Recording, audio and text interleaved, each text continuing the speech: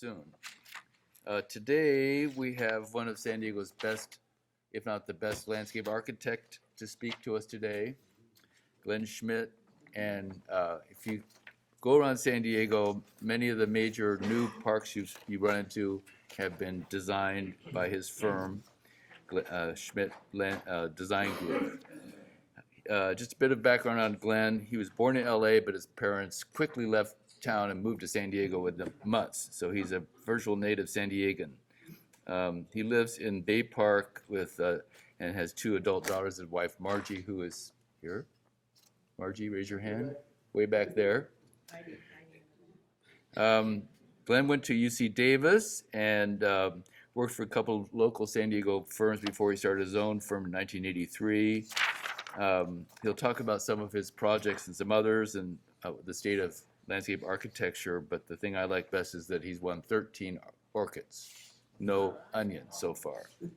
So that's, I don't know if anybody's ever won so many orchids in the history of that program. So you'll hear from the best. So Glen, take it away.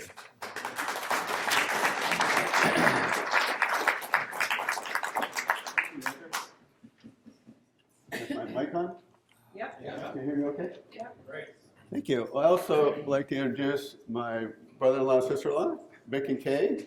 Unlike my wife, who has to be there, they also have to be here. Yeah. But before we get going, I just thought I'd ask you all kind of what brought you here this morning. What's of most interest to you? I may be talking about Mission Valley specifically. Start out to talk a little bit about why open space is important, and then a little bit about the history of Mission Valley, and then 5 projects I'm going to highlight in Mission Valley. But is there something in particular that you're most interested in? Yeah? Be able to hike around the river. Be able to hike along the river. Yeah? Great. Yeah. Oh, just sounds like going to integrate the rest of the valley into the anticipated SDSU complex. Because they seem to be doing a lot. We actually had here a few months ago. Really respect Linkages to the San Diego State sites. Yeah. And I'm just curious as to what they're going to integrate the rest of Mission Valley, like bike paths and walking trails stuff. Yeah. There are plans to improve bike paths outside of the boundary of the project, especially to the east. Yeah, Jim. In a related question, Grantville is a high-density area with very few amenities, and how you might be able to connect your park on the river to Grantville in safely free, pedestrian unfriendly. Grantville is the neighborhood just east of the SDSU Mission Valley site, and we have the east part of our site there is kind of like a neighborhood park for them. So I'll get into that. But that's the last project. We're going to go through a number before that.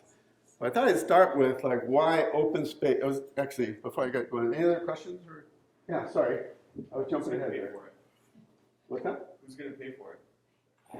San Diego State is paying for it. The state of California. State of California, yeah. Yeah. Transit accessibility from the trolley. That's what I'd be interested in. Transit accessibility of the trolley kind of throughout the valley. Yeah. Right. Okay. We're going to hit on that. Yeah. Watershed management. Watershed management. Very good. We're going to talk about that. Yeah. I'm interested in just the visual beautification of areas because I think it helps us so much mentally. Yeah.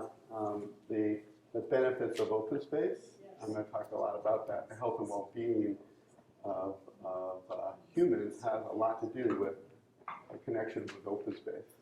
Yeah. The trade-offs between amenities, public safety, and maintenance issues. Yeah. And funding maintenance. That's we do a lot of parks in the city of San Diego, and they struggle. They are really underfunded. And of all the communities we work with all over Southern California, the nation, I think the city of San Diego has the worst maintenance of all, to be honest. They are so underfunded. They have one person maintaining several parks of multiple acres. By the time they empty the trash, they really don't have much time. So there's practically no weeding, and so it's really hard to do something dynamic, and communities really want something dynamic. Within the city of San Diego's maintenance parameters, it's tough. I'm going to show you the Civita project in Mission Valley. That is being privately maintained, and you can see the kind of amenities that we were able to do there are just dramatically better, partly because it's privately maintained. Yeah. Very low. Hey. How you challenges of integrating a big feature like a stadium into the overall plan, not only for that site, but the area as a whole? Now, about integrating the stadium, I'll get to that maybe when we start talking about that project. Yeah. Really just like the highway that runs through Mission Valley is kind of like this giant gash. Are there ways to create better connections across, or even long-term visions for how to get rid of it? Which highway would that be? We could underground I-8. Actually, I'm going to touch on the Mission Valley Community Plan Update, which has a lot of sections, mobility sections that talk about that. There's actually 2 new street crossings that are planned, along with pedestrian crossings. They even have aerial trams on the plan, which is interesting. So I'll show you a little about that in Mission Valley. Anything else? I have a lot of slides, by the way, so I'm going to get rolling. What I want to start with is this idea that you mentioned about how important open space is. And we're just bombarded with technology, and it causes a lot of stress. And my theory is that as human beings, we evolve over thousands and millions of years, but with technology, we're forced to evolve very, very quickly. First PC was like what, in the early 80s? So the technology is moving so fast, and our bodies are just not designed to adapt that quickly, and so some of us struggle with it. And the use of mobile devices and screen time has just dramatically increased. In addition to that, we're getting more and more urban. And the urban world tends to be stressful as well. The United Nations noted that 30% of folks were urban dwellers in the 1950. They're anticipating 70% by 2050. So we're becoming more dense and more urban. So it's more and more important to be able to address that, the stress that we're getting, just one small example is the use of antidepressant drugs are going up, and the opioid crisis and all those things. So the answer is open space to a great extent. And the father of my profession, Frederick Olmsted, he wrote this in the late 1800s. It's kind of a mouthful, but about the restorative antidote to artificially impression of urban conditions is the beauty of rural scenery. And what he was saying, what he knew intuitively, then we know for fact. And there's all sorts of studies. My favorite study is by Roger Ulrich, and he took patients recovering from gallbladder surgery. They put one group in a room that had a window to a blank wall, and another set of patients in a room that had open view to a courtyard with landscaping. This is one of our projects up at Sharp Hospital. It's a green roof that patients can look out on. And it has like staffs of music, and the planters spell out the first few notes to Ode to Joy. So people can look down on it. But anyway, what he found was that people that had views out into the landscape courtyards, they recovered faster. They needed less pain medications. They were discharged faster, even less complaints about staff. So it was a significant difference. And he's even equated views of nature reducing blood pressure things. So we know that our landscape and nature experiences improve our health and well-being. Richard Loof, who's from San Diego, wrote this book, Last Child in the Woods. Kind of a groundbreaking book. Again, something that we know as fact. But this is also creating more of a sedimentary kind of lifestyle, right? So, and this is over in Pomona. I don't know if you know this. You need the escalator to get to the, and it's like, God forbid we get a little exercise walking the dog. So we're moving away from exercise in some way. So we need places for people to get out and exercise. And this has ramifications to our health and well-being. 1994, this is a map from CDC of obesity in our nation. To the left and to the right is the number of cases of diabetes that have been diagnosed, folks. So you can see that in 1994, maybe the worst case was about 18 to 20% of a couple states. People were overweight. Fast forward to 2015, and you're seeing that the dark red on the left is over 26% of the population of those states is considered overweight. On the right, over 9% of the folks in those states in red have been diagnosed with diabetes. So it's clear we need to get people outdoors and exercising. This is actually a 2018 obesity trends. The dark red now represent over 35% of the population is overweight. I actually kind of tripped on this other map, which is that same statistic for non-Hispanic Black adults, which was fascinating to me. So at any rate, that's what landscape architecture does to a great extent. I think it addresses these kind of issues with health and well-being for our communities. I sort of see this as like hitting on environment, beauty, social, exercise, play. These are the things that we have an effect on as designers and of our outdoor environments, and it's exciting to be a part of that. I'd like to introduce my company too. We've got 28 people here in San Diego, and I can tell you that they are the most talented and dedicated employees that I've ever run across. They are just inspiring to me every day. We've got 10 licensed landscape architects, and we don't take ourselves too seriously. And we really enjoy working together. In terms of influence, if you looked at our office and what kind of style of designers are we try not to have a particular style. We really try and come up with solutions that makes the most sense for our client and for this place. But I can say that there's a couple significant influences. One is Frederick Law Olmsted, who really set up this whole pastoral, picturesque kind of style of landscape, which is about emulating nature and really immersing yourself in nature. And then Peter Walker, who, as I was a young landscape architect, was very, very active, was really pushing the envelope in terms of modernism and minimalism. And so this idea that we're trying to combine a little of each of those styles in what we do, kind of moving from one to the other as we approach each project. These are kind of the major influences.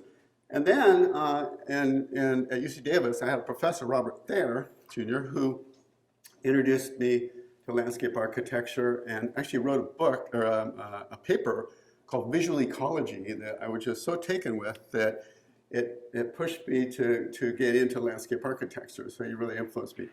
He has had a big influence on our profession in terms of sustainability, because he was pushing sustainability in the late 70s before it was the hip thing to do. And he wrote several books.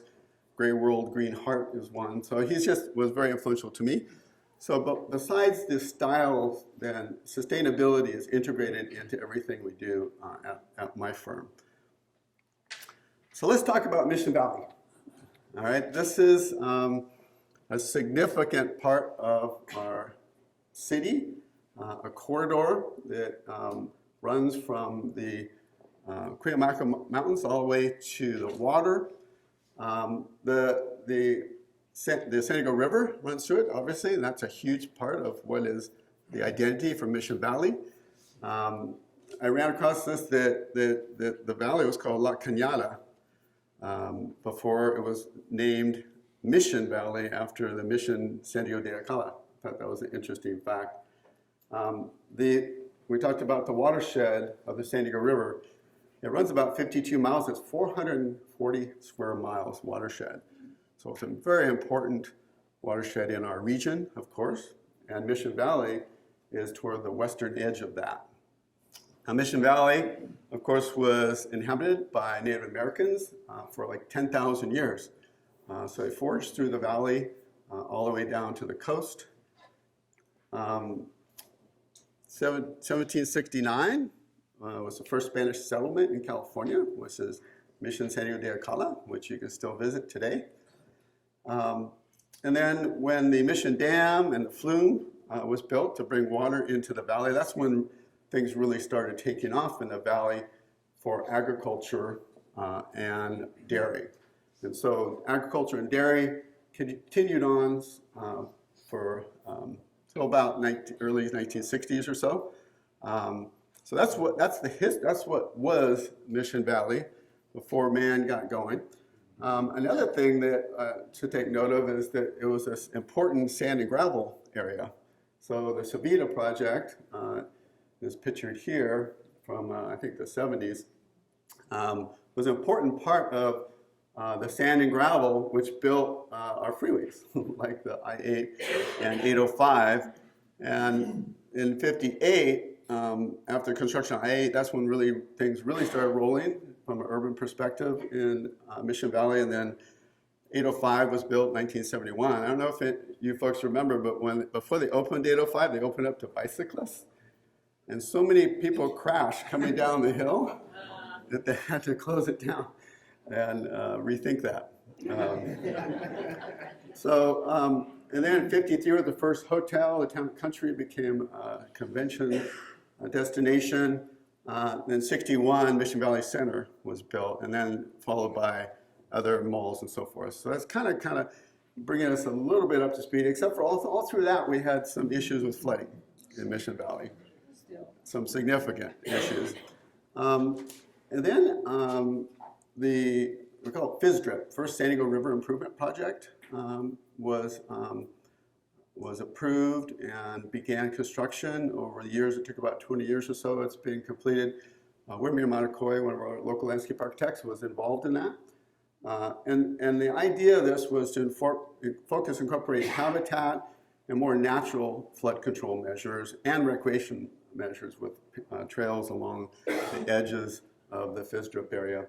So that made some improvements that brought a little more of a natural feel to portions of our river. And then there's been some other documents that are very influential on the river, the San Diego River Park Master Plan, which sets design standards for the entire corridor with the vision of bringing a river path all the way through from the ocean to the mountains, basically. And Rob Hutzel is head of this foundation, and he's a tremendous leader in our community, and I really admire him and all the work that he and his foundation do.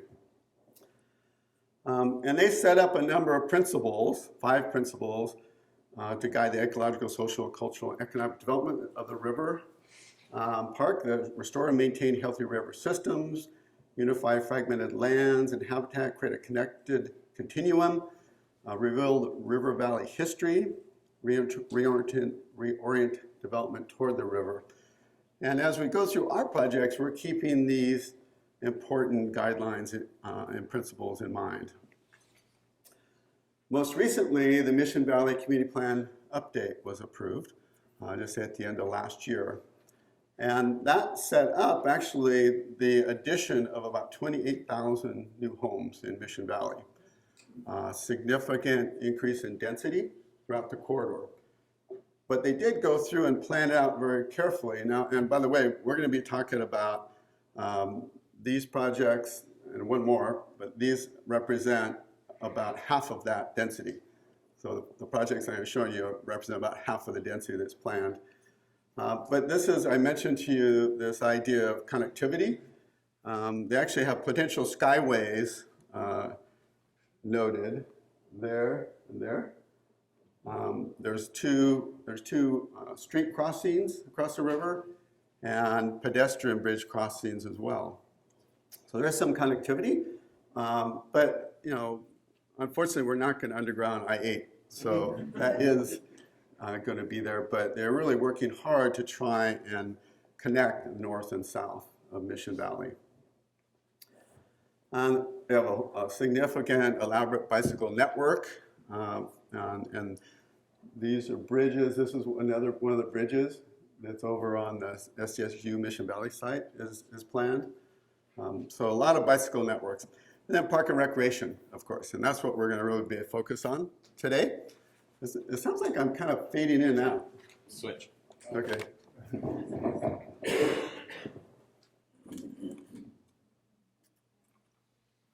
Glad it wasn't me. Yeah, I think the battery's going down. Okay. Thank you.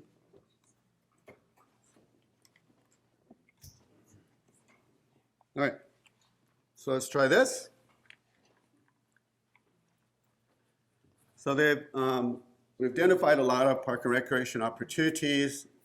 Mission Valley is park deficient significantly, but you'll see that there's a lot that's planned. And here are those projects. I'm going to talk about Riverwalk, Town and Country, Civita. I want to reveal to you that we've got a great facility coming up, the River Discovery Center, and then San Diego State Mission Valley. Let's start with Riverwalk. Now, when Michael called me about, 6 months ago or so, I thought that we'd be so far along that I could show you lots and lots of details, but I can't. We have been going through the City of San Diego specific plan process, and it's an onerous, long process. And we've been through 3 submittals, and things are still getting worked out, but it's a very big, complicated project. It has a lot of open space.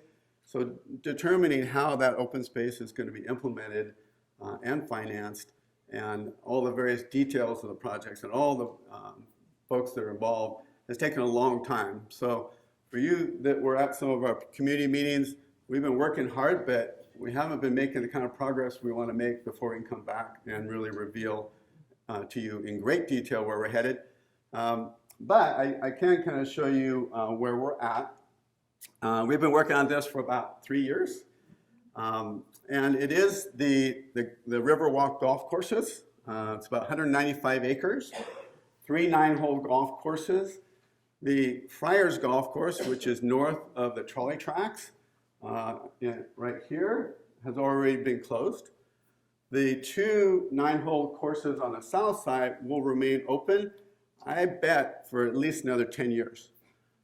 The development that's being planned is mostly on that Friars course there between the railroad tracks and Friars Road. And this is the site plan. And don't shoot me because it's a lot of units, but it is about 4,000 apartments along Friars Road. This is Friars Road here and the trolley. There is a central core here with a new trolley station that's going to be built. There's open space and linkages throughout. There is some development pushing on the south side of the tracks as well. I'll talk a little bit about that. Our park is a big part of that. And then there's commercial, about 1 million square feet of commercial on the south side. And then featured is about 80 acres of parkland in the center here. So instead of paying $50 to go golfing, you're going to be able to enjoy a regional park. And I'm going to show you some more details about that. During this 2017-18, we spent a lot of time at a variety of different public outreach meetings, getting feedback about the entire development, and then more specifically about the park and open space. And I start with that because that's where we start as landscape architects. Is we don't have a preconceived notion of what we want to do on any project. We first want to talk with the community and see what their issues are and how we can better meet what their needs are. Some of the themes that came out of all that input was a lot of concern for safety and security. Some project considerations, such as being very sensitive to the river, floodplain sensitivity, there's parking issues, questions. And then this idea of passive versus active. How much of this space should be active versus passive? And the consensus was, and what we ended up with, about 70% passive, about 30% active. That active part would be like athletic fields, courts, and so forth. Then 70% of it is going to be more trails and open space, interpretive education, walking, biking, connected with nature and such. So that's kind of the direction of where we're headed with the park. On the private development side, we have a whole menu of open space opportunities and experiences with paseos and linkages and pocket parks. And this kind of shows some of the character where we're headed. This is on the west edge, the setback off of the existing condos, create a open space corridor there instead of like pushing right up against that development. Open space within the area of the development. This is like one of our 1 acre parks inside the development that we're starting to design. But the biggest opportunity is this big kind of regional facility that is celebrating the river. We always, the theme in all these is celebrating the San Diego River. And that is going to be a big part of our theme. We also obviously are going to keep these 2 beautiful bridges that do cross the channel in our design. But again, floodwaters is an important part of this. It's interesting to see that the Friars area, the Friars course is completely dry. So that will have that, but that still will, the elevation will be raised some to be closer to Friars Road. But then this whole quarter here, they are planning some development on the edge, on the edge here. So you can see it, so they'll be raising the grade along the edge. So our park had to be designed to carry more water than it does now. So we're working with Wayne Chang, a hydrologist. He's done all sorts of studies, and we'll do a grading plan of how we think it should or could work. He runs his numbers, and then we go back and forth, many times to try and make sure that we do not raise water level at all. And that's where we're headed, is we have to not raise the water level. And there's some conservativeness built in. One of the first questions I asked, well, these FEMA maps are looking at the past. So what about the future and how intense our storms will be in the future? So there is some conservatism built in with a higher freeboard than what the numbers are showing right now.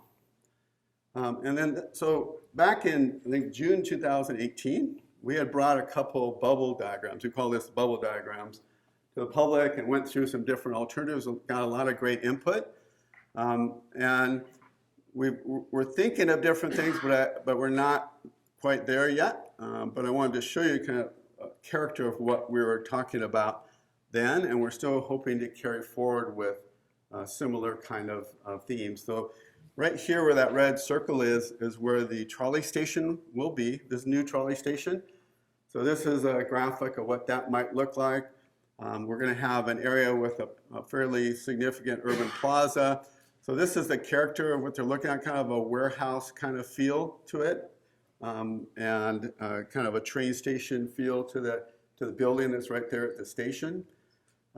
We're going to have dog parks for sure in the scheme. Another thing that we're really being careful about is this green swath here is MHPA area, our protected land. And right now it's like invasive Bermuda grass. So we're going to remove all that and we're going to return that to habitat. So this band here is at the very minimum is our protected habitat zone. And there will be little, if any, trails into that, and it will be revegetated as habitat. And so that's a great thing for the river. Instead of having Bermuda grass on the other side, it's going to be surrounded by habitat. And then beyond that, we have the lighter colored area is turf grass, which actually we're going to be moving over here because we heard that a little too close to our habitat edge. But we have some turf grass, but beyond that, this is going to be what we call it managed native. So this is Mass Park down in Santee. This is kind of this idea where you allow some understory and trees, but you don't allow it to become super dense like that. So a big portion of this will be managed native. Of course, we have a lot of environmental education, interpretive education throughout the corridor.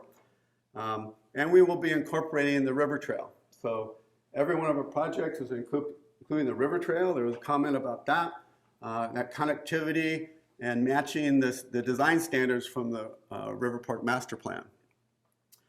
So there's going to be, as I mentioned, about 70% of it is passive. And this is, there's going to be exercise stations, interpretive areas, picnicking, and this whole kind of pastoral kind of feeling in the upper right. We're hoping to actually be able to we want to create a water feature, a large lake, if you will, on the site as part of this recreational opportunity.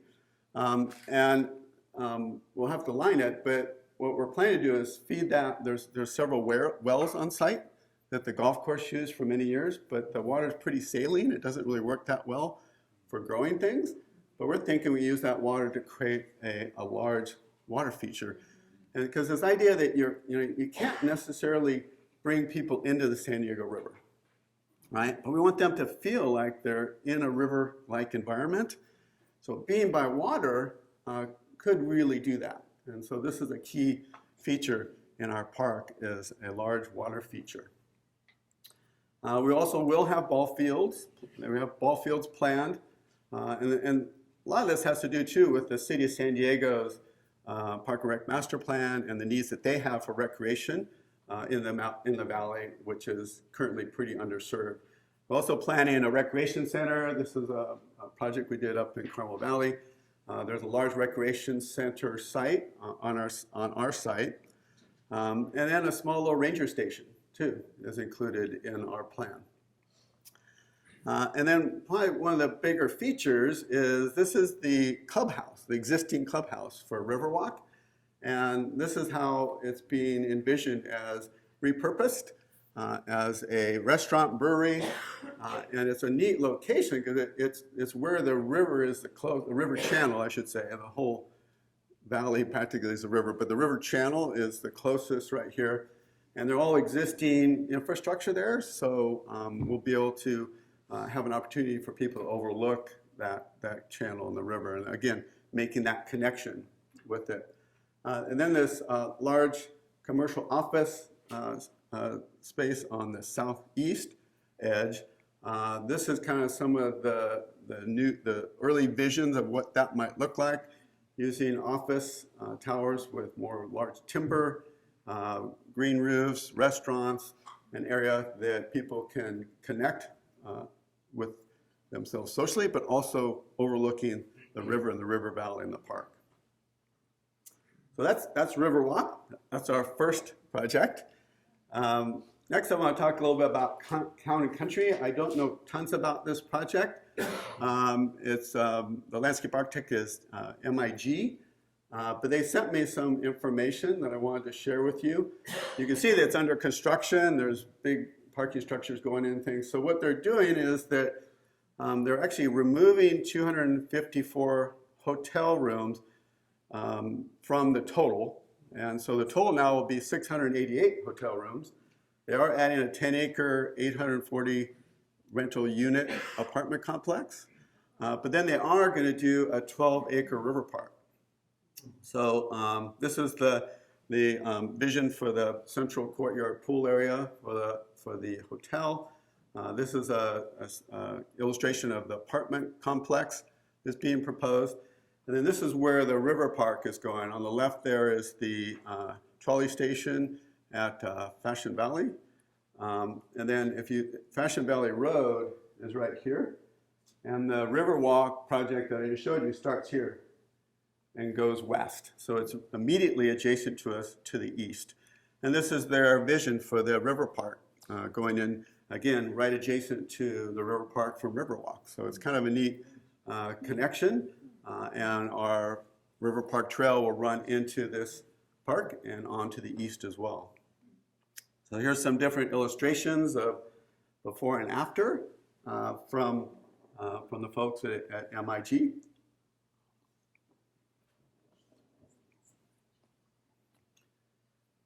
So that's the town and country. The next one is Civita. This is a project that we're fortunate enough to work on over the last several years. And it was a quarry, as I showed you in the illustrations there, for over 70 years it was a quarry. And it was planned as called Quarry Falls and approved by the City of San Diego specific plan. It has about 4,780 units that have been approved. They are about halfway constructed. The density hasn't been keeping up that much with what they had approved. To get to 4,780, there's going to have to be more podium, so parking underneath buildings, which is a more expensive construction method. Right now, they're still building with townhomes and tuck-under parking and things. So there may be some more podiums planned in the future. I'm not sure they're going to get to that number now that they're halfway through, but we'll see. They also have kind of multi-use. The red area there is going to be office and retail. They've got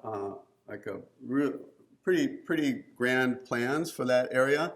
And it's being developed by the Sudbury Properties, and they do a lot of shopping centers around town. And they're really focused on landscape and garden-esque kind of experiences. They have a 3-acre school site on site, and then we have about 17.5 acres of parkland. And this is an illustration from the Quarry Falls specific plan. And this is kind of what we're given to start with. So we're designing the park, central portion of the park here. And you see a lot of water here and a big boat pond down below. Beyond that, there really wasn't a whole lot of direction to us. So we are designing the central park, Civita Park, and then there's some smaller parks. There's Creekside Park in the south, Franklin Ridge, the Pocket Park, and then up at Sierra Mesa, there's a Phyllis Place Park up there, which is in the Sierra Mesa community. And I'm going to show you real quickly some of the schemes for those. So this lower one, the Creekside Park, goes straight out toward Friars. It'll have a little dog run, overlook, a little play area, and again, some kind of a riparian character to it. It has a drainage channel through it. That little pocket park on Franklin Ridge is going to be like a little overlook nook with a little shade structure up there, and you can hang out, enjoy the view. And then up at Phyllis Place, there's a linear park along the street there that overlooks all the Mission Valley. It's a beautiful view. The thing that was kind of interesting about that process is that we had to do 2 master plans. One without a road through it, and the other one with the road through it. So this Via Alta Street is actually proposed to come up from Civita up to Phyllis Place to allow circulation, because you can get right onto 805 from there. It looks like that's going to happen. That was something that there was a big group of folks that were concerned about it. But I believe it's going to happen in the end. So our park will be bifurcated a little bit, but I still think it'll be a great little pocket park. These are some images of our vision for that space, and then this overlook areas that we have to enjoy the views throughout Mission Valley. So Civita Park is one I want to really concentrate on here. But first I want to talk about our client. And the history of this land is really quite interesting. On the upper left there, Franklin and Alta Grant bought this land in like the early 1900s. And I don't know if it's an urban legend, but the story goes that they bought it to drill for gold. And when they drilled, they hit rock. So they mined rock for 70 years. But their descendants are the Grant family in the upper right there. And there are 6 cousins. Unfortunately, the gentleman in the center in the rear there, we lost last year to the flu, which is really tragic and sudden. So we're really saddened by that. But they're just a great group of people that just want this to be a special legacy for their family and a special legacy for San Diego.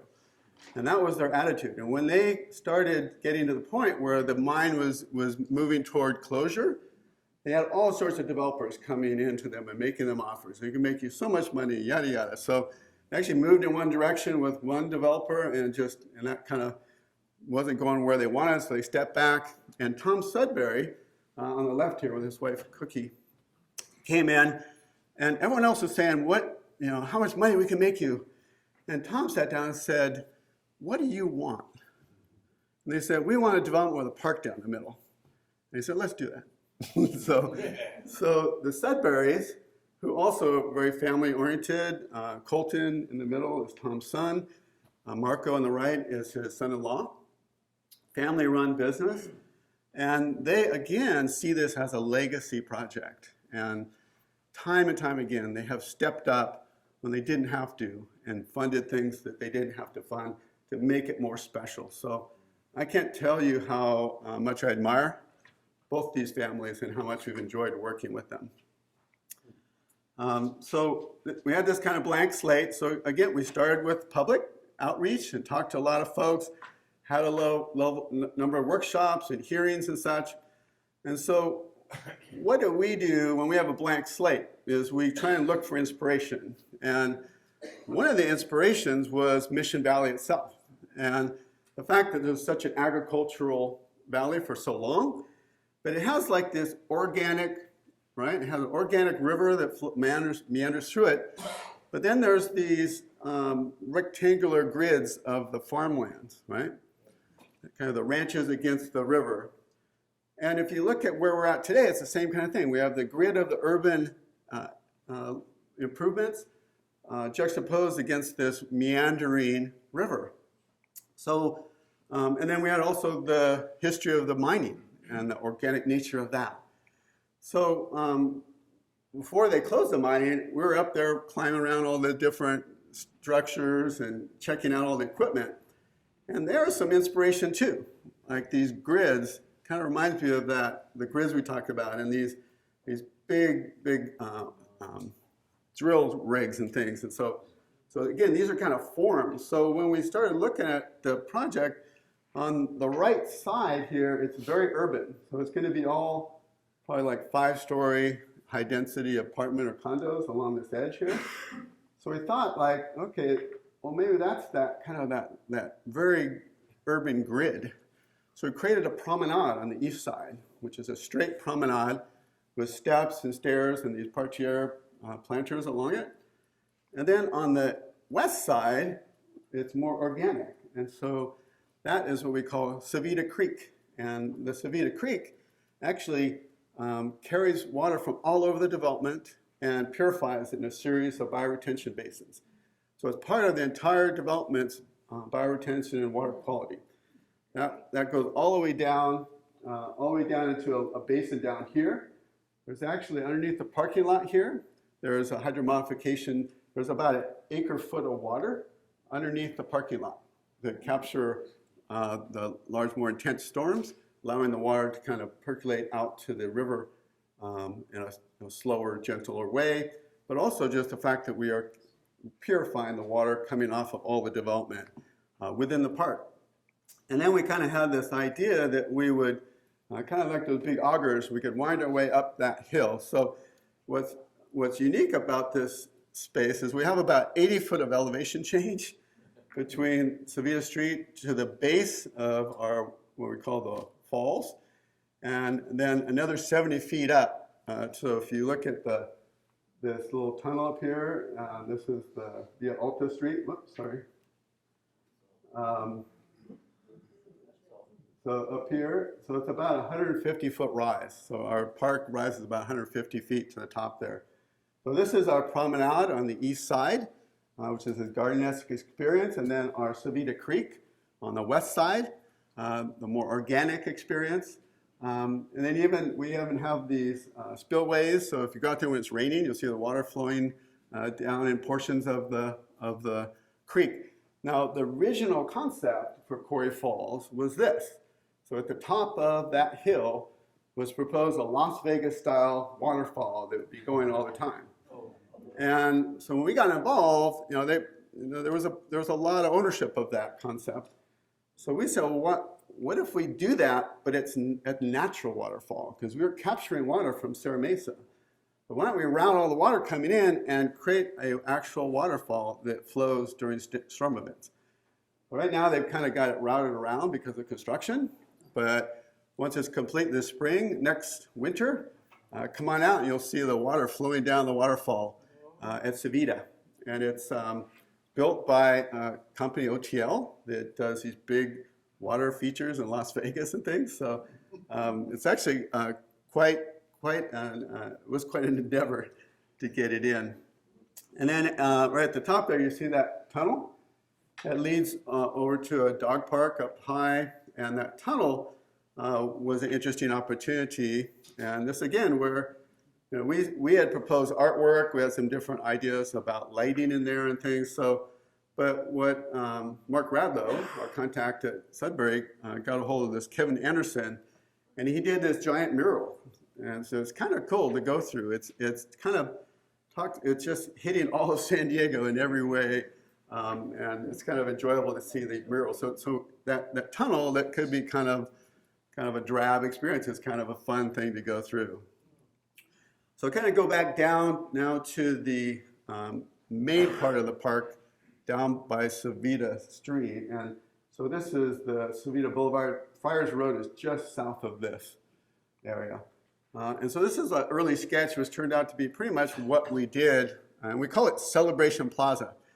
What they wanted to do is have a place that was very flexible, that they could have farmers markets, they have celebrations, they have concerts, all these different things. So it's a pretty significant large plaza space. And by the way, right now this restroom is built, but this is all just grass right now. There is a community center that's been designed by Hannah Gabriel Wells, local firm. And I'm not sure what the schedule will be for that, but that's what will be eventually in this spot right next to the plaza. So in the plaza, we have an amphitheater structure, a shade structure for picnicking, but also for performances. We've got a game area. We have an interactive water element. And then along the edge here, we have this kind of garden-esque section, actually a big rose garden along the street here. Then we have 6 of these structures. We call them living rooms. I'll show you what those look like. But we're designing the shade amphitheater. Our office is very collaborative, and JT Barr, one of my partners, was just sketching, and we were talking about the inspiration of the clouds coming through the valley and the rain that falls, but also like sometimes the sunlight, the way it kind of cuts through the clouds. Can we make that an inspiration? So we created this, we call it the Cloud Amphitheater. So this is this idea of the clouds or rain or sunbeams coming down.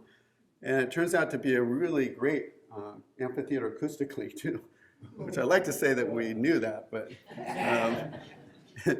and this is one of our early models, and this is how it looks. So our simulations are pretty true to the final outcome. They have concerts here, a number of concerts every summer. They get thousands of people. It's really popular. I think they have movie nights as well. So kind of tune in to the Civita Life website, and they have some great fun concerts. We also created this game plaza area just to the east of the plaza, and this is how that looks today.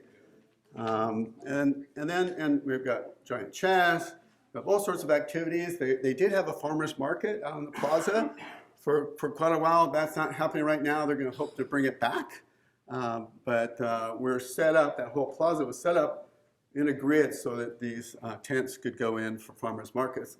And then we had this idea, and there was, Tom Sudbury had seen something with an arc in his travels, and so we created these kind of wave-like structures. We call them living rooms because they're going to be just covered with vines. So it's wisteria vines, and they're just getting to be more mature. By the end of next season, they'll be completely covered. And to creating shade along the plaza, we've got picnic tables underneath some of them, and then some of them we have these little living room furnitures that we designed out of concrete. And art is part of what we created as well. So one of the strict criteria in the city of San Diego is if you have a bench, you have to have a middle arm so people can't lay on it. So we said, well, what if we put something else there instead of an arm? And so we collaborated with Jim Nelson and TJ Dixon, local artists, to create some artwork that's scattered throughout. And they started with this really interesting story that TJ wrote. And it's about Alta and Franklin bunnies, the Grants actually. And actually you look, there's six of the cousins here, kind of connecting with the family. And the story is about how they lost their home, it got washed away, and they're searching for that home. And you too, you know, it's like if it's sunny and warm and bright, you might find the Civita stone, you know, which was their home. And actually, if you go up on the upper part of the park, I won't tell you where it is, there is the Civita stone. But throughout, we have these little bunnies that almost like little breadcrumbs that lead you up to the Civita stone. The Civita stone is like this little, it's like a little, looks like a little hobbit home with a door. And it's up higher on the site. And it's just really neat to watch kids enjoying this these pieces of art. And one of the big attractions is this interactive water feature. That again, this is kind of the valley of our parks. This is where the water is, and kids just have a ball with this interactive water. But at night, it has each of them has different colors, and it could be programmed for different effects. So it's really a beautiful attraction at night as well. And then Tom Sudbury was a fighter pilot. They wanted to create some honoring our military branches. So we have this military tribute. And the flagpole there, we have the tallest flagpole. We were told it's got to be bigger than the one down at Liberty Station. It's like developers and their flagpoles, you know. My flagpole's got to be bigger than his, okay? So we've got a really big flagpole at our military tribute. We also create a little community garden, which has about 38 plots, I think. The first time that they asked for interest, they got 250 people and they had to do a lottery. This is actually that lottery going on right now, people finding out if they got plots. So very, very popular, and it's something that was interesting, and we were actually amazed at how popular. And this is and again, so our client just throws in things that are just great. Like Mark found this, that he wanted to get a tractor there, and so he found this restored Porsche 1955 classic tractor and purchased it in the Midwest and had it shipped out here. So there's a 1955 Porsche sitting in front of the garden, and you can't see it real well, but these columns have tiles. That's an artist, Jane Wheeler, and she does little tile exercises with the community and integrates them in different features. We have some more on the next phase as well. Then kind of coming up from that, we've got an area that's a pretty significant field for active play of all sorts, and then the half-court basketball courts next to that. And then right above that is the next phase that's under construction. So the courts that I just showed you were right here. So we have, come up here, we have some kind of a series of meadows and picnic areas stepping up the hill. Right here we have a tribute to the mining that happened for 70 years, a restroom. This is a children's play area. It's quite large. There's a toddlers and school age. Then as you come up the hill, you've got a game area with bocce and ping pong and lots of things. another meadow, and then up above here we have a series of gardens. And so this is our mining relic area. And once again, Mark calls me up. I found a tractor. Like how big? Like big tractor, yeah. So this is a retired Caterpillar tractor that's in our mining relic area. But you see the augers that I pointed out to you, they're part of our inspiration here. There's different elements that we salvaged. We went through as they're closing the mining, and we took pictures and said we want that, and that. There is going to be a fence around this, and they're going to cage in the canopy there. So hopefully it won't be as much of attraction to climb on. An attractive nuisance. Yeah, attractive nuisance. But the inspiration, so here's the mining operations. You see it? So we had these terraces, we had these slopes. And so when we were designing the playground, we had these terraces within the playground. So this is, and they're climbing walls. So this is we have a small climbing wall for the toddlers. And then you get up above, and there was a taller one for school-age kids. And this is something we have done before. This is out Lake Skinner. So a similar kind of thing is going to happen with these climbing walls enclosing the area in front of the play. And there'll be some regular playground equipment. There's be like a spiral element that kind of relates to the augers. So we're trying to create, it's kind of like how they were excavating for the mining and you're terracing for the mine. So we wanted to try and, again, kind of relate to this place. Up above that, we have the bocce court that's under construction, ping pong. We've got a big family-style picnic table up there. And then above that are these series of gardens. And we have, this is a succulent garden, we have succulent garden, we have scent garden, and we have wing garden to attract birds and butterflies and things. And there will be interpretive panels there that talk about this. And this big corridor that comes up through the gardens, or you can meander through the gardens where there are benches and things. So, and then at the top, we're going to create this frame, and this kind of came later. The family was asking us, what can we do for Ken, who passed away last year? And Ken was an avid photographer, and he really loved taking photographs. We thought, well, what if we created a frame that's sort of an Instagram moment up there? And, it's not going to be a big, obvious monument to him, but it's just this subtle thing that really plays homage to Ken Grant. So that is in the works. There's a frame up on top that you can take selfies with. And then we have this overlook meadow, we call it, with another structure up on top there. And then up to the left is where the waterfall and the stairways up to the tunnel go. So that's a tour of Civita and the next phase of Civita. Come on out on Saturday, April 25th. We're going to have a grand opening celebration. And the Sudburys and Civita always do great celebrations. There'll be food trucks. I'm sure there'll be live music and everything. So we're going to be opening the entire park on April 25th. Hell or high water, I've heard. So it's going to happen. Yes? Are you going to put in some more community garden space? It looks like there's a big demand. Yeah, no, that was a good question with the community garden. The community garden is not going to be expanded. We had done the general development plan, all the master planning prior, and there wasn't a good spot to get along this upper phase. You can't drive up to it, so because for the garden, you kind of have access to the parking lot, so you can unload your soil and tools and things and new plants. It really wasn't a spot that you could do that real practically, so it's not here. What about amongst more housing? You're going to build Amongst more housing? That's something, possible. somewhere where people can come down and near their homes. Yeah. I'm advocating. You're absolutely right. Thank you. Yeah. People want it. Yeah. The next project to the east is the River Discovery Center.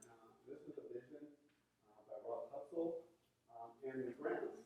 Once again, they own this parcel of land, and they're trying to figure out what they could do with it. They had hotel developers wanting to develop hotels and things, and so they approached Rob Hutzel, the River Park Foundation, about donating the land to him so they could build a river discovery center. So the design by RNT, architects and MIG going to really be a beautiful facility. They're under construction. I'm happy to report. They have gone through a long phase of fundraising, a long difficulty getting permits, which is amazing when you think about exposing people to the river and educating them about the river. You think you'd welcome people being somewhat close to the river, but no, the resource agencies were like blocking them. And so what they're doing, like what we're trying to do in all of our projects along the river, is they're making river-like experiences. So they have this kind of water play elements that are river-like experiences throughout. And like this is water table. You have like open area for gatherings and things. So that's an exciting thing that's coming down the road that I'm excited to report to the River Discovery Center. And then the last thing I want to talk about is SDSU Mission Valley. We started working on this in July last year, and I kind of describe it like jumping on a freight train going 100 miles an hour. Yeah, moving fast. We were brought on, and the next day they called me, "Can you lead a public meeting in a week?" Okay. So we had our first public meeting a week after we got on board and got some great input from folks. So it's about, it has like several different neighborhoods. So the stadium, they're going to demolish the existing Qualcomm SDSU, where it's going. Credit card, stadium. Something credit card. I like Qualcomm. Or anyway. They're going to demolish that and build a 35,000 seat stadium for Aztec football. But they're designing it in a way with big concourse areas that it can be expanded to an NFL stadium. I'm not sure what the actual final capacity is. I think it's 50 or 60,000 in that range. But it will have a lot of concourses around it to start with, and that's part of its long-term expansion possibilities. That is actually a different team. That's Gensler as an architect.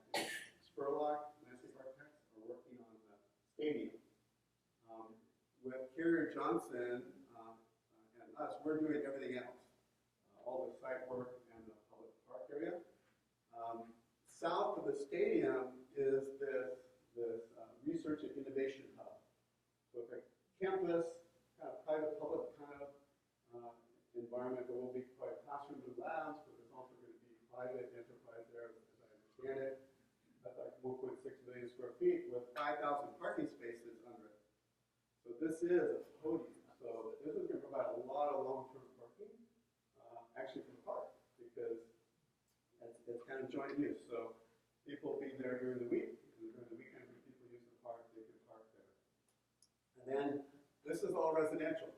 So it's about 4,600 high-density homes, and then 95,000 square feet of retail, which will be mostly along the corridor here.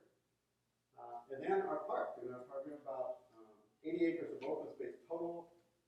We have a park that runs along the south and east that's somewhere in the 60-acre range.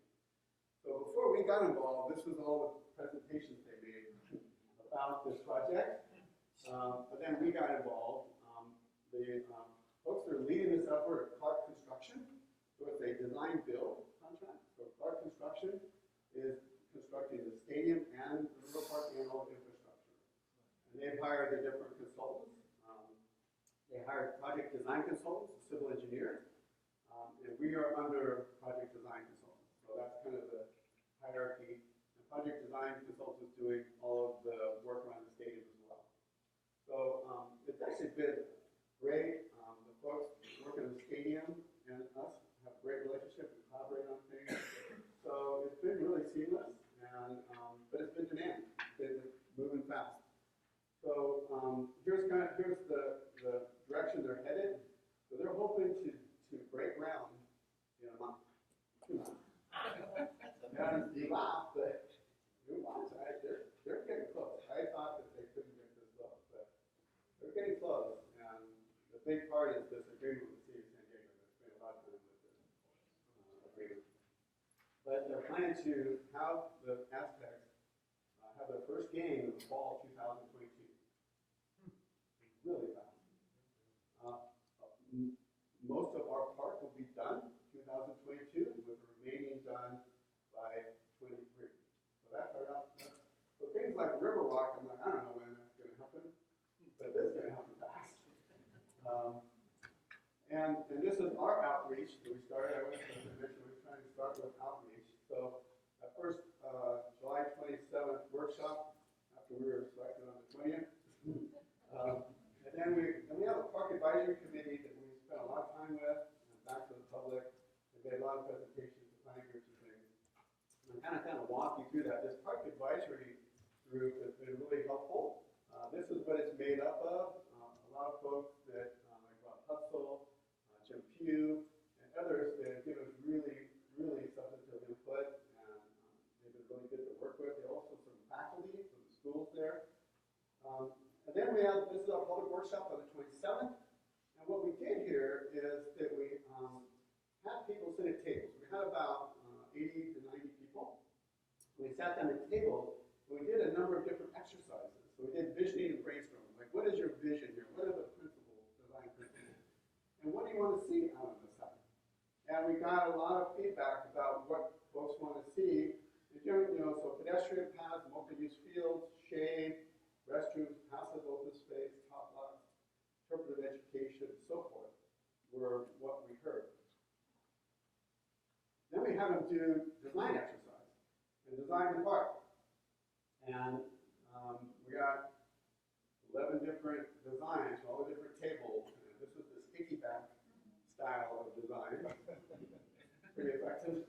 But they all included multi-purpose trails. They all included multi-purpose sports, which I thought was fascinating. Every table included sports fields.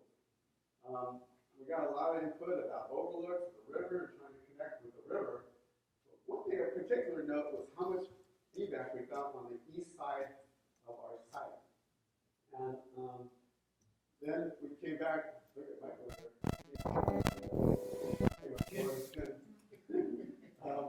So we had another public workshop after going back to that advisory group several times and revealed our design on the 14th of December. We got some more good feedback. So from all of that, we set up design principles, 6 design principles. Sustainable space, natural and native. 2, accessible to all. When we say accessible to all, it's not just folks with disabilities, it's all age groups, it's all demographics. It's really meant to be for all of San Diego. Flexible, allowing multi-use.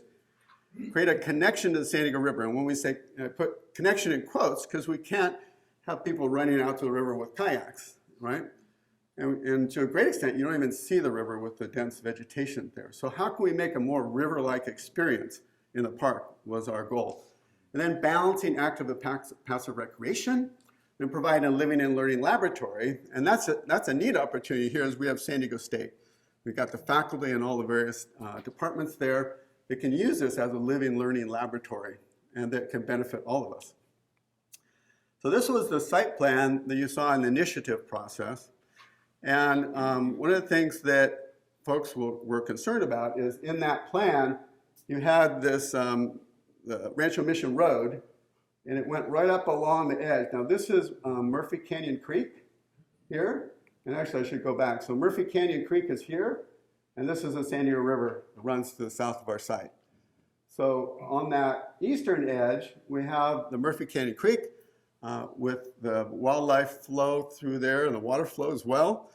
And we have this road that's outlined in red that kind of creates this barrier, not only for hydrologic barrier, but barrier for wildlife trying to get through to the San Diego River. So one of the first things that we did, we got on board, is like, let's not have that road there. So we actually took that road and carried it a little bit south and swept it up into the development, and then created a underpass here to connect the two sides of the park. And in doing that, we create a much more natural edge along the east side and provide more habitat and wildlife flow into the eastern part of the park. The site's always had a hydrologic concept that on the left there is the current 100-year flood condition. Even the stadium field gets wet in 100 years, and the entire parking lot's full of water. So we're raising the site where all the development is, and then again, accommodating the floodwaters in the park. And that has always been the concept, and we've carried that forward. And the idea is create this meaningful interface between natural lands and the river and this development. I think it's like a green sponge. So if you think of what we're doing, we're turning a site that's almost 100% asphalt into predominantly permeable paving. And it's like a sponge, and it's going to capture the water, it's going to treat it, and it's be a much more healthier environment. So we're taking this and turning it into this. Yeah. Right? So, What's happening with those refineries storage? the Kinder Morgan, the question was about the refinery to the north. That's not being changed at all. It's gonna stay. Gonna stay. Yeah, it's not part of this property. Ugly. Yeah, it's ugly. So just a lot of things that we're looking at, hike and bike circulation. We have about a 2-mile loop in purple around the entire development. And you can see we have a number of trails in a variety of ways that you move through the site. And we're going to have everything from more rusted primitive trails to bikeways and pedestrian lanes. And we're also trying to make a connection, though, into the site. So we advocated for protected bike lanes. So with the red bands there, those are going to be protected bike lanes. This is the design for those. So you have your sidewalk and building here, a landscape buffer, and then a 6-foot wide bike lane, and then a 3-foot buffer. It's a raised area. So people opening the car doors don't whack the people going by on bikes. And then parking, and then 2 lanes of traffic. So that's in several of the roads that connect with the park. And then we have the San Diego River Trail running from east to west through the site. We have 83 spaces, surface parking with drop-off in 3 locations. It's in yellow. But and remember that we're going to have about 5,000 parking spaces right there in the future. So this is the master plan. And this is like say a 10, 15-year build-out. So what's going to happen first? So this is the initial completion plan. So the stadium will be built. And then this will all be graded and padded out, but it will not, well, they like it to start soon, but the residential and the campus are not going to be under construction right away. Those will follow. These will be actually more surface parking. So there will be a significant amount of parking available when they open. But most of the park, like this portion of the park, will be complete. And then this portion will probably follow in 2023. So that's kind of what you're going to see in 2022, the stadium ready to go. We have created buffers. We have, yeah. If you look, like on this map here, it's this passage zone with various 100 feet. Just below the bottom arrow, there's that little lake. That finger went a lot, I mean, you can see where it's a finger now to the left of that. Is it still going to be that much, or are they going to take away that green space? Because it looks almost like it's going to go. Like over here, the practice field? No, sir. To the right, where it says various 100 to 100, 200 feet. Right beneath that, there's a little lake. Yeah. And then that finger to the left. Yes. That's part of still gonna part of the stay plan. with us? That's part of the plan, yeah. Okay, good. Where's the trolley? Trolley is right here. And this is a trolley station. This is an existing trolley station right here.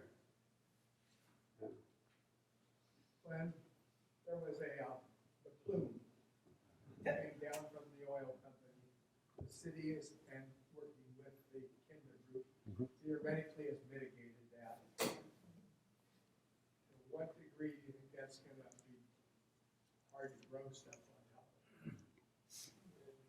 Well, it's hard to grow on top of the flume. We've done some testing and borings, and the bigger issue is boron that was used to before they installed the asphalt. But we're raising the site by 5 to 10 feet. So the soil that we're going to be planting in is not necessarily the soil that's there. And it's significantly, You're capping.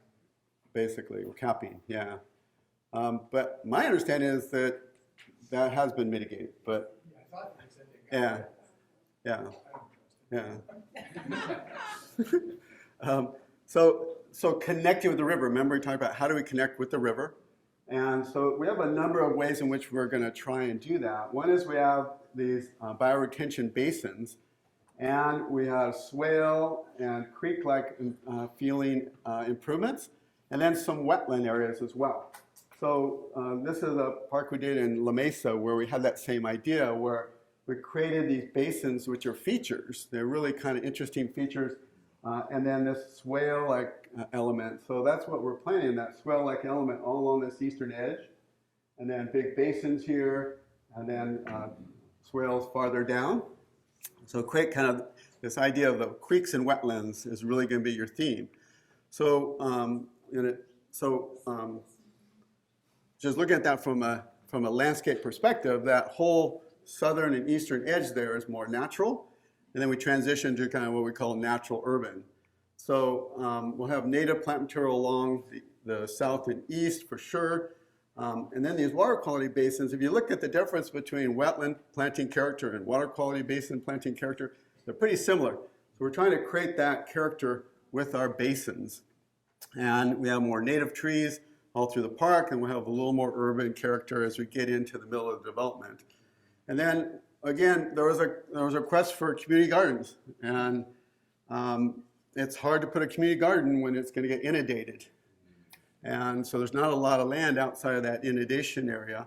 But what we're hoping to do is create opportunities for community gardens and also kind of like kickstart that low with this idea of this food forest where the edges, like these edges of our urban edges, that we'd kind of sprinkle in edible material in there.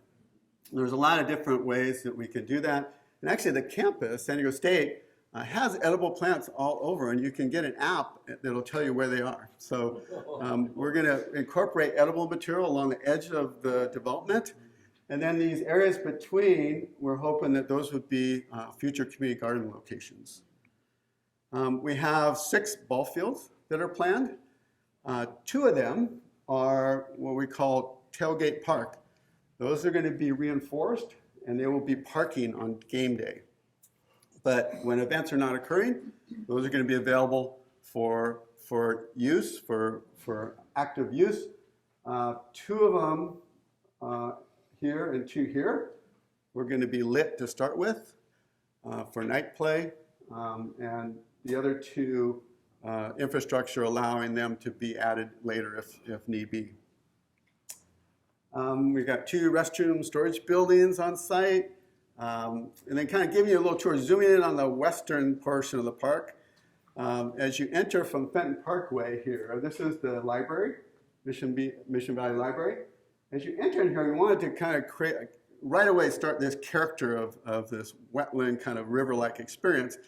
And so we're creating a wetland right here. It's about a 1-acre wetland. So as you enter, you're going to be greeted by the wetland. We have like some sort of, this is the rail trail we did up in Solana Beach with artist Betsy Schultz. Some sort of interesting gateway here. And then you'll be greeted by the wetlands. And as you come into the site, then we have our water quality basins here. Again, you're kind of carrying that that wetland kind of riparian theme as you enter the park. The other thing that is, in designing parks is that sun gets really harsh here in San Diego. And creating shade in our parks, it's very expensive to do shade structures. And we plant lots of trees knowing that those are going to provide great shade in the future, but it takes several years, right?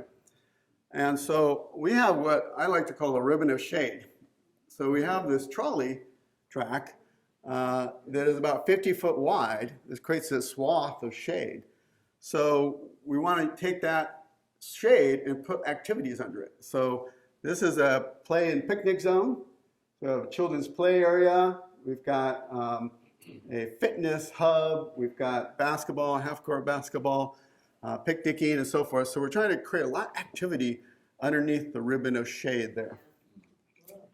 And this is the kind of activities that we're planning. And on this area, we're going to have kind of more of a conventional type play equipment on this western edge. And we've done a few simulations. This is an arrow of a vantage point. This is where we're taking a photograph. And this is what that might look like when it's complete with our activities under the ribbon of shade. Yeah? Could you show us on the map where the station actually is? Is it with that red arrow? No. Oh, sorry. It's right here. It's right there. Yeah. And the trolley is at grade here and then elevates. And is elevated 20 to 30 feet above the park for the remainder. And then we have kind of an amphitheater hill that in some ways reminds us of the hill at Civita. We have a little on-grade stage area. Some folks really were interested in a labyrinth, so the stage is going to have a labyrinth pattern on it. And then this will climb up, and when the final campus is done, this is significantly higher, like 40 feet above our plaza spaces down here. So this really climbs up significantly. But remember, and this is what that looked like. So we have the ability to get up there with folks with disabilities. We also, believe it or not, can get a fire truck up that and into the campus. Yeah? And you said the campus, those are academic buildings? Academic / private public labs. I think there might be some partnerships with private corporations as well. I'm not sure what the total program is. We call it campus. What's that? Potentially, yeah. I think they are talking about some classrooms or labs and things there as well. And so here's our stage area, our amphitheater area. Folks with disabilities can get up on here on top and watch. But this is what it's going to look like to start with, because this will not be here. This will be at grade. So what we're going to do is we will have a mound and have a grassy kind of knoll area. And then we'll have some more earth and decomposed granite paths. So this area will be disturbed when they come back and build the campus. So I just wanted to show you that's what we'll get on day one. But this is the long-term vision. And this is just, these are kind of hard to see, but this is kind of the cross sections of how that works. And we're going to really build that up when that campus comes on. We'll have actually a bridge across to the campus. The central, River Park Central, this is where the station is. And this is the design. This is also, by the way, a future recreation center. City of San Diego asked that we set aside a little over an acre for a future City of San Diego recreation center. Originally, it was planned way over on the east side, but we brought it over closer to the trolley. We thought it made sense to be part of the trolley, and we call this the Trolley Plaza. The other inspiration in looking at aerials, and we're looking at the different islands that are in San Diego River. And so if you look at, we've designed a lot of islands as a theme in our designs. That's again inspired by San Diego River. The Trolley Plaza is going to be a big open area for activities, and we're hoping that it'll also be a place that will be comfortable to be in when there's not big activities happening. And then around the edges of the station, we like to create sculpture gardens. And we're going to be meeting with the School of Art and Design at San Diego State. And the idea is that could we set up places for faculty and students to display temporary sculptures throughout? We're kind of tying in with that, and we think is an exciting opportunity to create artwork. And this is like examples of different sculptures around the world. And then this is the station itself. Kind of brutalism, it's big, it's concrete. And what's interesting is that it's also quite shady. And there's a back area underneath that is a little bit of a concern because it's kind of back a house. So our thought was that what if we made that a skate area? Now we're not talking about a major skate park with big bowls and things, but this is the Underpass Park in Toronto. This is sort of the inspiration. So it's kind of a simple place for folks can do skating under there and activate that space that really is kind of behind and underneath and not much else you can do in there. So we thought that would be a great way to activate that space. And then south of that is our biggest water quality basin. Again, trying to create that character, that natural character. And this is a vantage point from up on the station looking down. So this is what we're hoping that will look like. Here's the edge of our basin, which would be kind of meadow-like. We've got a little overlook that comes down from the plaza, and then our field area and our ribbon of shade with activity along there. Go back and forth again. This is it's great for before and after. When you have all asphalt, it's really transformational. And this is our 100-foot buffer here, and then the river trail that comes on through. And we're planning overlooks interpretive education. That's a big part of our discussions we've had with the community and our advisory group. This is Cottonwood Creek Park up in Encinitas that we designed. And again, this idea of a living, learning laboratory. And we've already started talking with folks about the kinds of things they want to learn about. And there's different ways that we create discovery in an interpretive way. But like the starred elements, when we went out to the public and to our advisory committee, those are the ones they really kind of zeroed in on. But really want to kind of capture the history of the area, history of the river, and all the great things about the San Diego River and this place and the history of it. And then the final area is the East Park. And I mentioned that, and I think Jim asked about Grantville. I mean, this is kind of like a neighborhood park for them. So it's very linear. And on the north side here, so this is that Murphy Creek edge. And on the north side, we're going to have an off-leash dog park up there. And then a significant portion of it will be more trails and open space, more kind of a natural feeling to it. We have an amazing amount of heavy utilities under there. We've got a high-pressure gas line and large sewer line, large water lines. So early suggestions were, let's just dig this out and make Murphy Creek bigger and carry it all the way through. Well, we just can't. With these big utilities underneath. But we are going to try and create a swale through that to create a creek-like environment. And that's it. So we also are connecting, there's a Murphy Canyon hike and bike trail here. And folks commute through here as well. And this is that kind of swale-like element, creek-like element that we're planning on that side. So this is these utilities under here. You see this is Murphy Creek. So and we don't even know exactly where they are yet. They haven't really they haven't done their investigations yet. But, so again, another simulation. The parking lot looking south, and this more natural area of trails and open space. Zooming in a little bit, our children's playground is over here, right there. And this is going to be more of a natural theme. Remember, the one on the west is going to be kind of more traditional. This will be more a nature-based play with boulders and trees and things. Like if we remove a big tree, we're going to cut it up and put it in a playground, that kind of thing. These are examples of that. And then we do have one ball field there for multi-use. And then this underpass, kind of similar to Civita, but on steroids, much bigger. So this is that view now, and then with the underpass. And I started with talking about the pastoral designs of Frederick Olmsted. One of his most important designs for Central Park was to separate the carriages from the pedestrians, so the cars from the pedestrians. So we'll have automobiles up here, but folks that are in the park don't have to have contact with the cars and things. So that is Mission Valley, and that's the end of my presentation. So thank you. Hope I didn't go too long. Yeah. So, depending on how you fall on the debate about the rise of the ocean, some predictions are as high as 25 feet worldwide.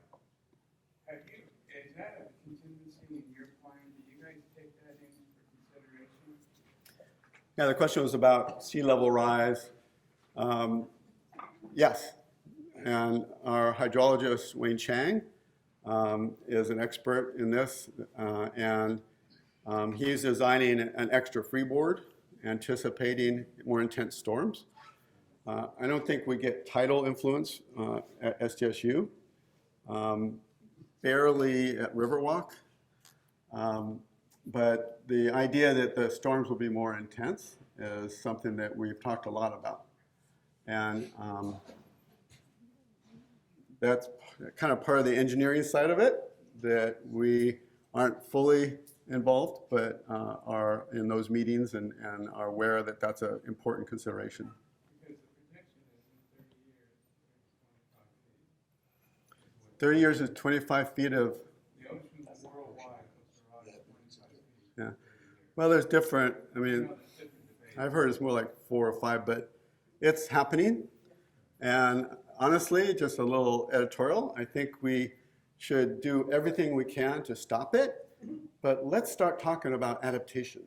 We spend so much time arguing about whether it's man-made or not. Let's stop doing that. Let's talk about how we're going to adapt, because it's going to happen, likely. I mean, you know, hopefully we can turn things around, but with the current administration and where we're headed, I don't have a lot of confidence. And so I feel like we need to spend more time like figuring out what happens to Pacific Beach, what happens to Coronado, what happens to our coastal zone when you go up even 4 or 5 feet. 25 would be devastating. You would have, I think Mission Beach wouldn't even be there.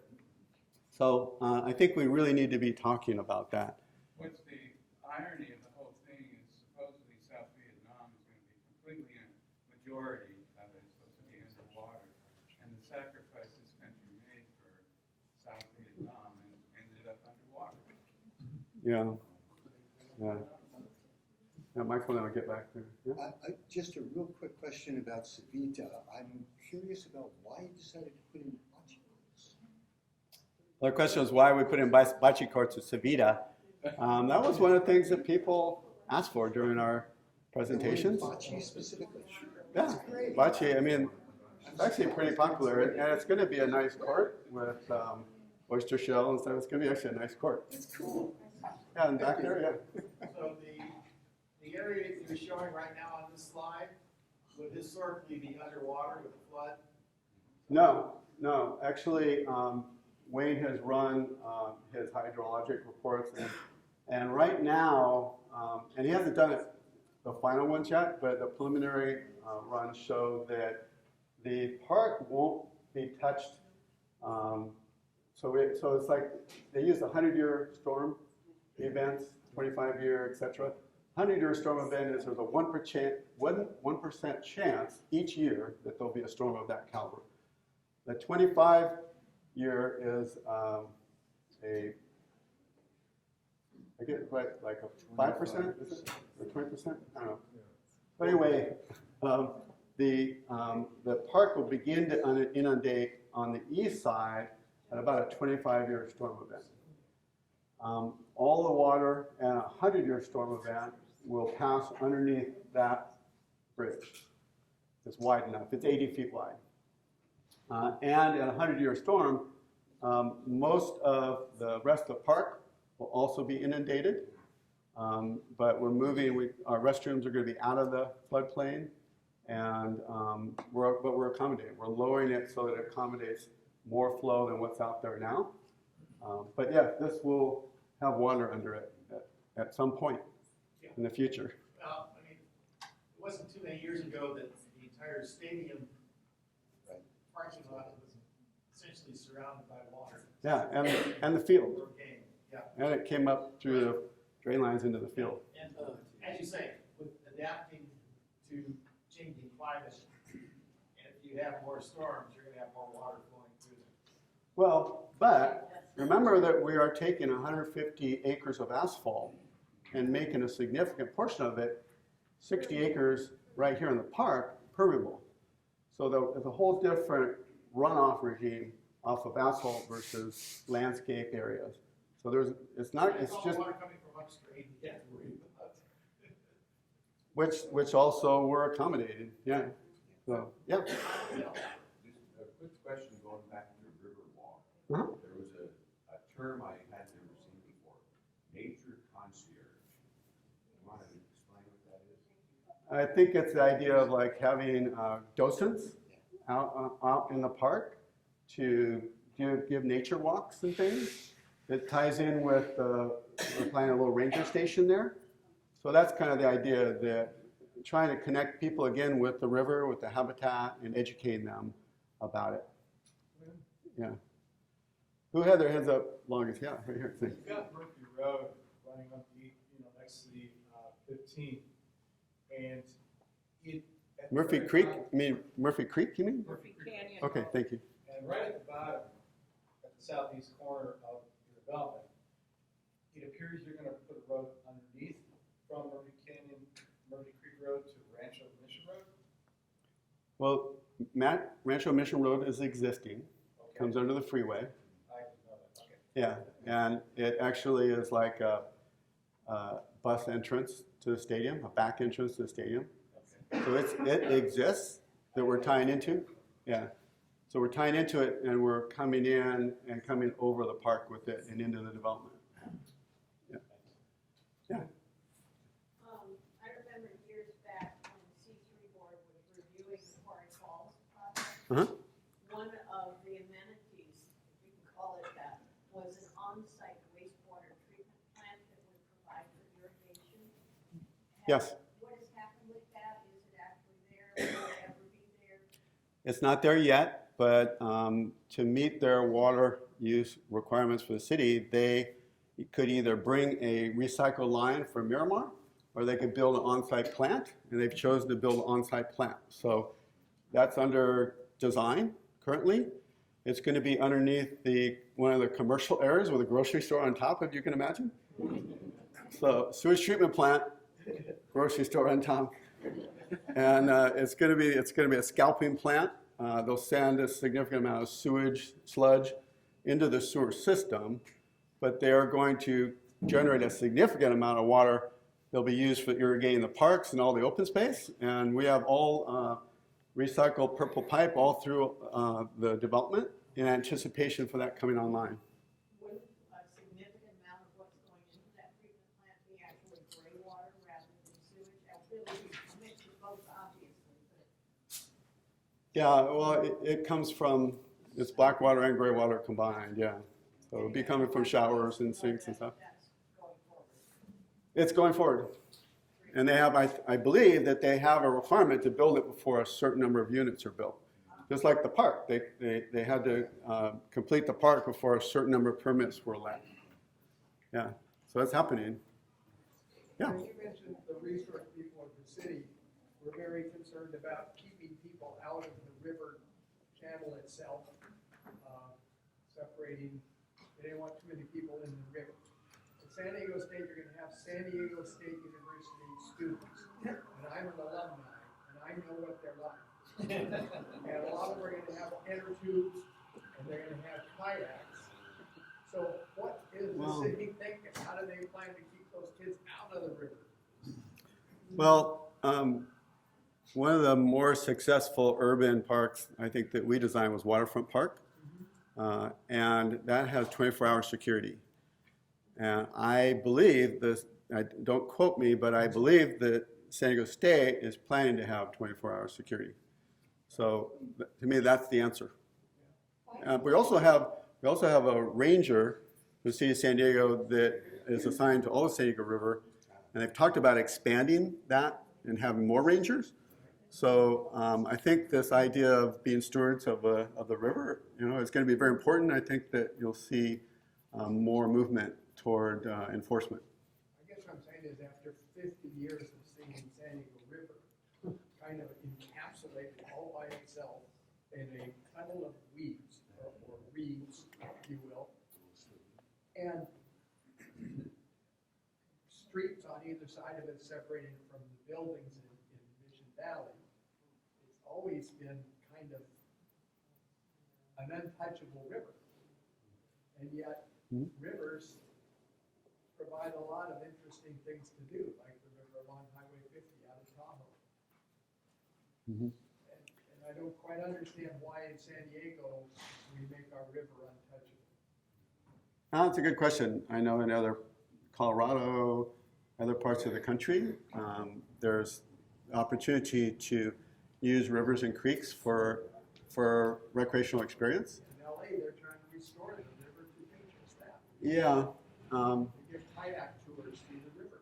Right, and that's gone from concrete to something else. So we are now have this natural habitat to even more sensitive habitat, right? So it's kind of apples and oranges a little bit. LA River is concrete now. So, Glenn, isn't it basically the river is a seasonal river, it isn't like it runs all the time. no, it runs all the time. I mean, it's not deep, it's not wide, it's kind of a hard It to has significant flow year round. have a actually. kayak going through there, it seems. There are places that you could kayak. I think there is some sort of trash collecting events the But why River do- Park Foundation does where they do it in kayaks. The question is, why are the resource agencies banned using the river? It's protected habitat, part of MHPA. The city of San Diego actually has a mitigation monitoring for this area. It's actually part of their mitigation for other projects. So it is protected habitat. It's meant to be left to flourish without man's interruption in any kind of activity. It's really meant to be native. Yeah. Rick? All right, well, thank you Oh, very much, sorry. Glenn. Is this- One more. One final question then? One more question. I can ask you later. Okay. All right. Are you done? Oh, okay, so, thank you for coming today. This is, more than we could possibly have gotten from reading the newspaper articles. Thank you for coming. That's because you're not I writing know, them I know, anymore. right, so here's a copy of my book, Oh, if you cool. like, on Thank the you. 40s and 50s before Mission Valley became a mess. Cool. Thank you. All right, thank you. Appreciate it. All right. Thank you. Thank you.